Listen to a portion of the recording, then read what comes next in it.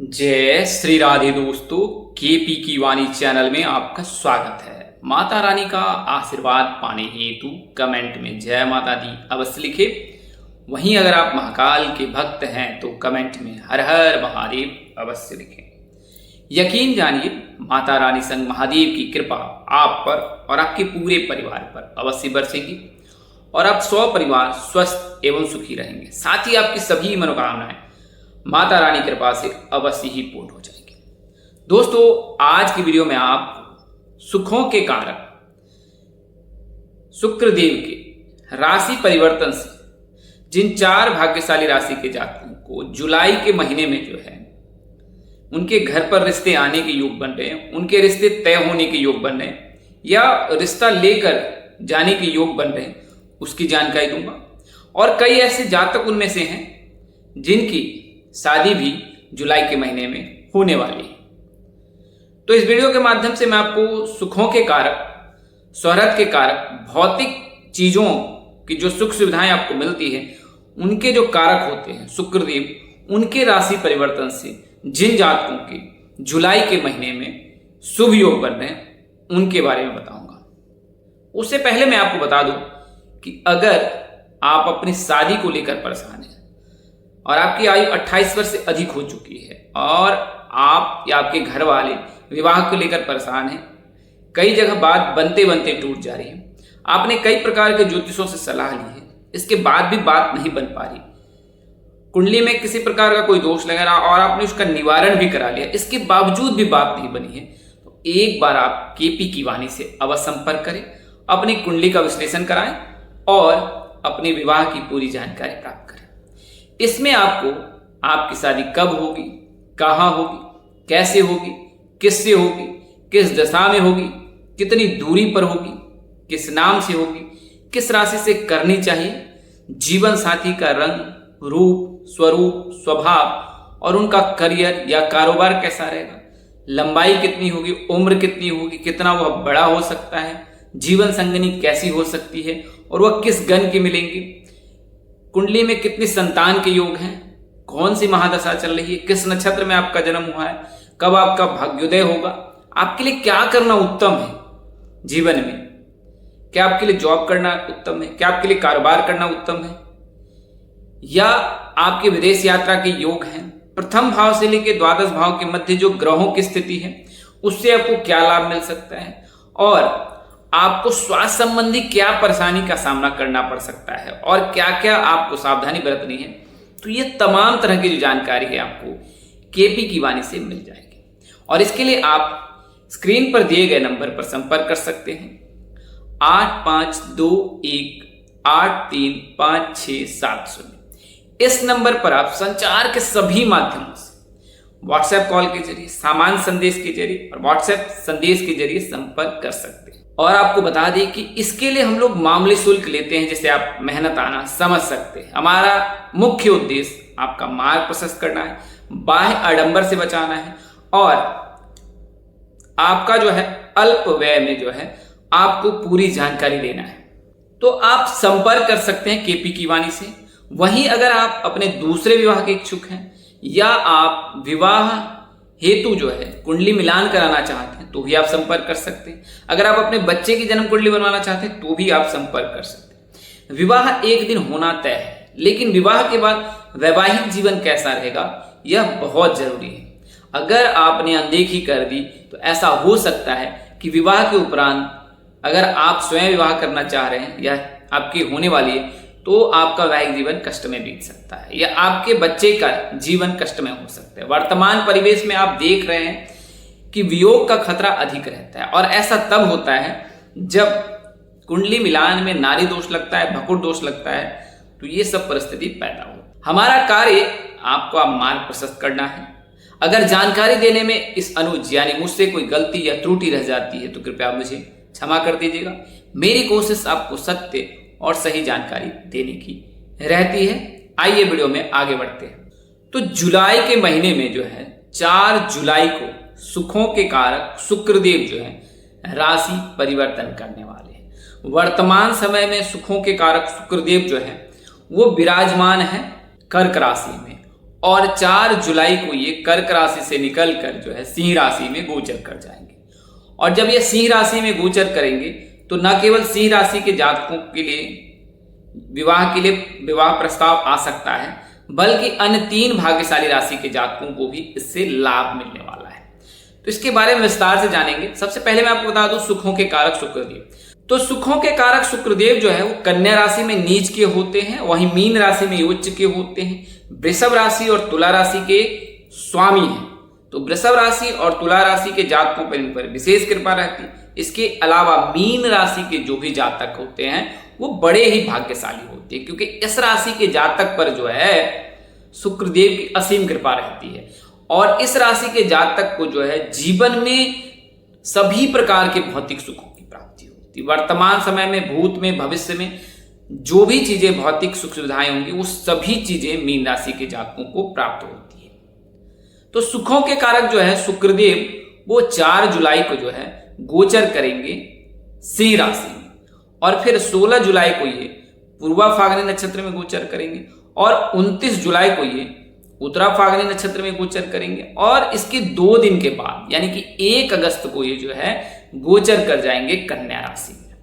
तो जुलाई के महीने में जो है विवाह मुहूर्त है, और उसके पश्चात फिर जब चतुर्मास समाप्त होगा तो नवंबर में जो है 21 नवंबर के बाद विवाह मुहूर्त है, क्योंकि वहां पर जो है देव उठनी एकादशी है, और उस दिन से जो है विवाह मुहूर्त का शंखनाद होगा चतुर्मास समाप्त होने के बाद। लेकिन उससे पहले जो है जुलाई के महीने में 31 जुलाई तक विवाह के शुभ योग हैं, और इस दौरान आपके परिणय सूत्र में बंधने के योग बन रहे हैं।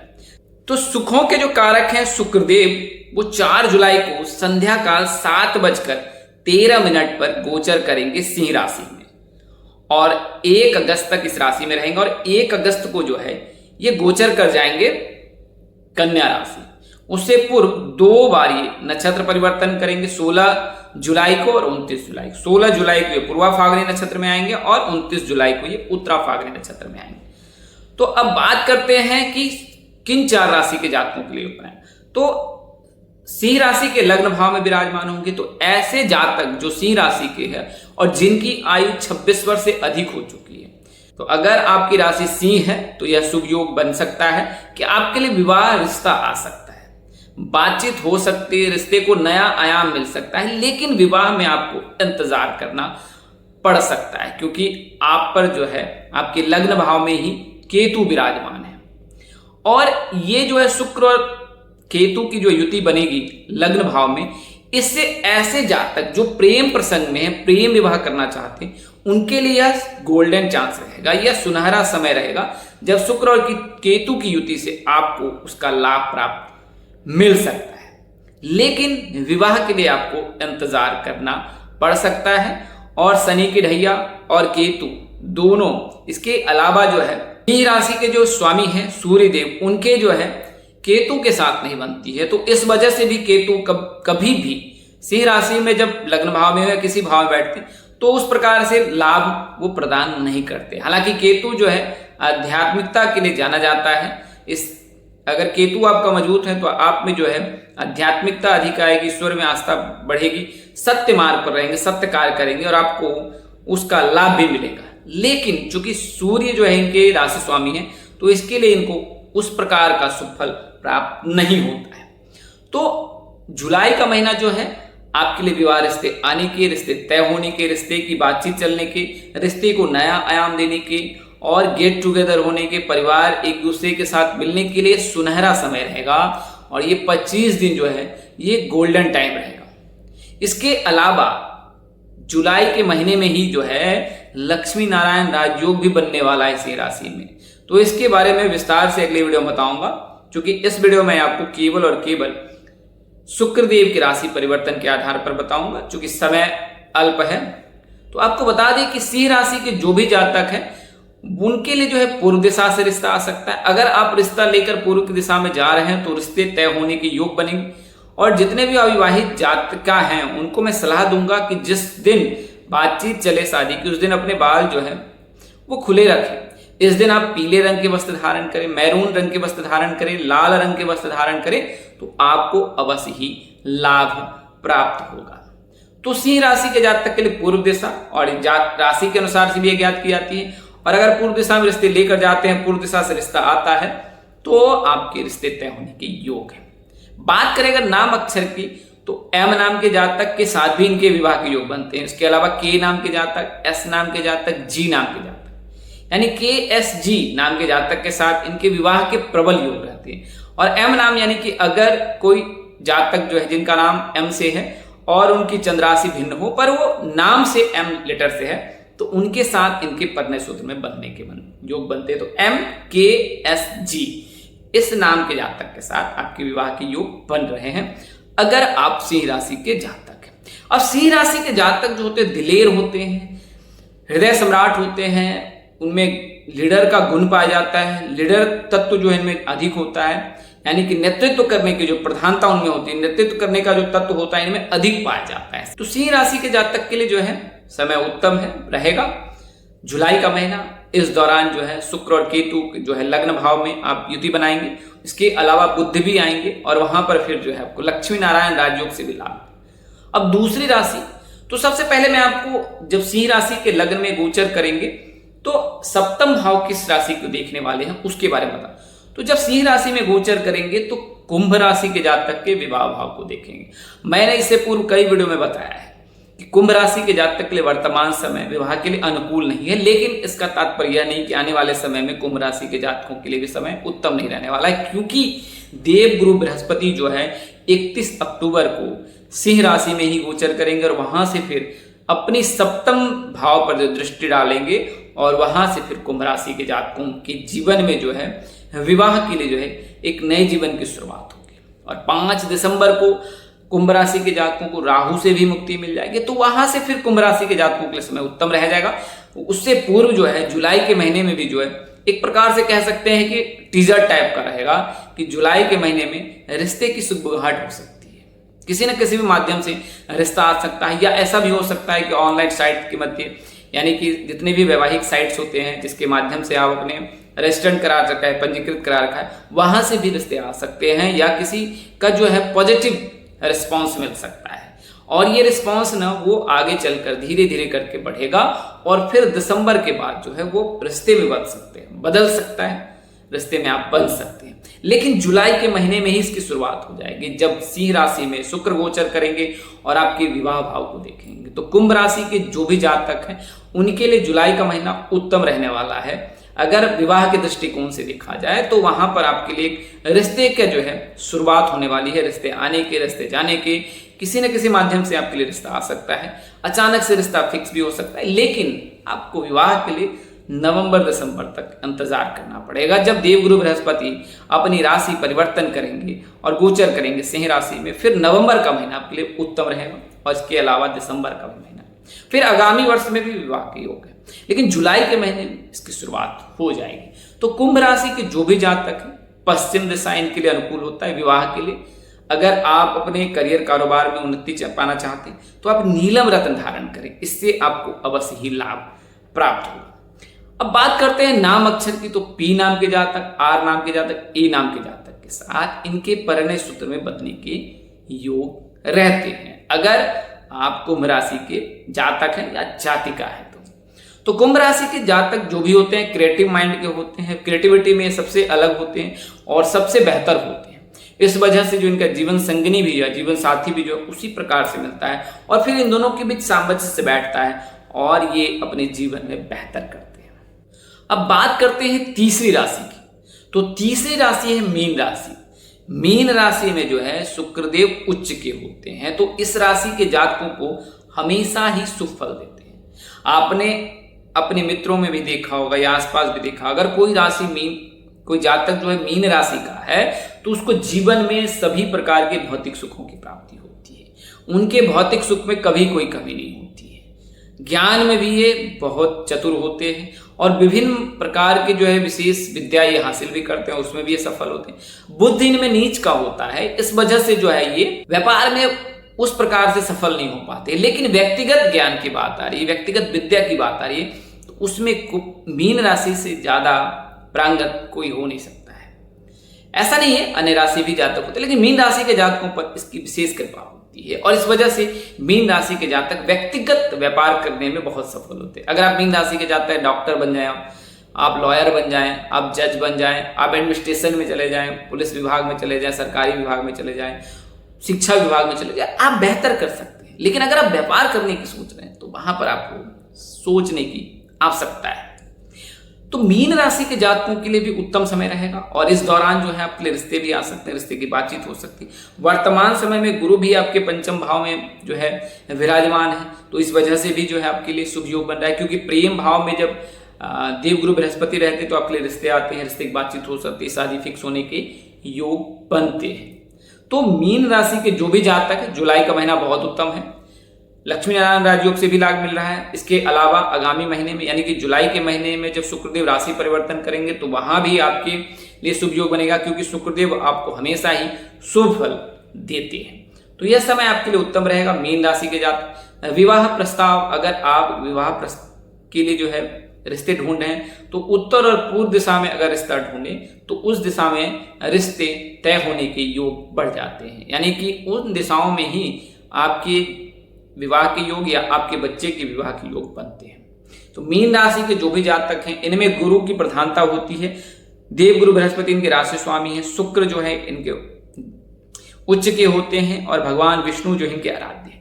तो गुरु की प्रधानता के चलते ही ये सात्विक, धार्मिक और कार्मिक होते हैं और सत्य की राह पर चलने वाले होते हैं। तो मीन राशि के जातक के लिए उत्तर और पूर्व दिशा। बात करें अगर राशि के लिए तो कन्या राशि के जातक के साथ, मेष राशि के जातक के साथ परिणय सूत्र में बंधना श्रेष्ठ कर्म होता है अगर आप मीन राशि के जातक हैं। वहीं बात करें अगर नाम अक्षर की तो कुंभ राशि के जातक के साथ, इसके अलावा वृषभ राशि के जातक के साथ, कन्या राशि के जातक के साथ, तुला राशि के जातक के साथ या मेष राशि के जातक के साथ परिणय सूत्र में बंधना और इनके साथ इनकी कंपेटेबिलिटी अच्छी रहती है। तो यह तो जानकारी दी। अब मैं आपको बताऊंगा अंतिम राशि। अंतिम राशि तुला राशि है। आर नाम के जो जातक हैं उनके लिए शुभ समय रहेगा जुलाई का महीना, क्योंकि आर नाम के जातक जो इनके राशि स्वामी शुक्रदेव हैं, शनि इनमें उच्च के होते हैं, तो हमेशा ही तुला राशि के जातकों को शुभ फल देते हैं। और अगर आपकी राशि कुंडली में कोई ग्रह सही स्थान पर नहीं है या कमजोर है, नीच है, बली नहीं है, तो उस स्थिति में भी जो है शनि देव की कृपा से, क्योंकि ये न्याय प्रिय होते हैं और इनको न्याय करने का अधिकार है, सभी ग्रहों में सर्वश्रेष्ठ हैं, तो इस वजह से जो है इनकी विशेष कृपा तुला राशि के जातकों पर पड़ने वाली है। और इस वजह से तुला राशि के जातक जुलाई के महीने में जो है आपके लिए रिश्ते आने के, रिश्ते की बातचीत होने के, रिश्ते तय होने के प्रबल योग बना रहा है। अगर आप तुला राशि के जातक है यानी कि आर नाम के जातक है, दक्षिण के दिशा जो है और पश्चिम का दिशा आपके लिए अनुकूल है, इन दिशाओं से ही रिश्ते आने के या इन दिशाओं में रिश्ते लेकर जाने से रिश्ते की बात बन सकती है। और रिश्ता जो है वो विभिन्न प्रकार के आपके रिश्तेदारों के माध्यम से आने के योग बन रहे हैं। तो अगर आप तुला राशि के जातक हैं तो दिशा जो है दक्षिण और पश्चिम में। बात करें अगर नाम अक्षर की तो SGM इन नाम से विवाह के योग है। इसके अलावा P नाम के जातक, इसके अलावा जो है अगर आप मेष राशि के जातक से विवाह करना चाहते हैं तो भी उत्तम है। हालांकि विवाह से पूर्व कुंडली मिलान अवश्य करा ले, इससे आपको विवाह उपरांत वैवाहिक जीवन की पूरी जानकारी मिल जाती है। अनदेखी करते हैं तो वैवाहिक जीवन कष्ट में बीतता है। अगर आप इस चीज का ध्यान कर लें और कुंडली मिलान कर उस नियमों का पालन करें तो आपका वैवाहिक जीवन बहुत ही सुख में अवश्य ही बीतेगा। तो दोस्तों आज की वीडियो में इतना ही, अगले वीडियो में फिर मिलेंगे, तब तक के लिए मुझे इजाजत दें। ये जो जानकारी है आपको विभिन्न प्रकार के ज्योतिषों, पंचांग, ग्रह राशि परिवर्तन, धार्मिक मान्यताओं के आधार पर दी है। हमारा उद्देश्य आपको सूचना पहुंचाना, आप इसे सूचना हेतु ले। इसके अतिरिक्त अगर आप इनको मानते हैं, अपनाते हैं, तो उपयोग करते इससे पहले अपने नजदीक के किसी प्रकांड पंडित से संपर्क करें, अपनी कुंडली का विश्लेषण करें, अपनी चंद्र राशि ज्ञात करें और उसके पश्चात आपकी यह जानकारी बिल्कुल सत्य साबित होगी। तो आज के लिए इतना ही, अगले वीडियो में फिर मिलेंगे, तब तक के लिए मुझे इजाजत दें। आप जहां रहें मस्त रहें, स्वस्थ रहें, व्यस्त रहें, माता रानी की असीम कृपा आप पर बरसती रहे। परम पिता परमेश्वर आपको सद्बुद्धि, सत्मार्ग और आगे बढ़ने की शक्ति दे। नमस्कार, जय श्री राम दोस्तों, जय श्री कृष्णा, जय माता दी, जय वाहेगुरु, हर हर महादेव।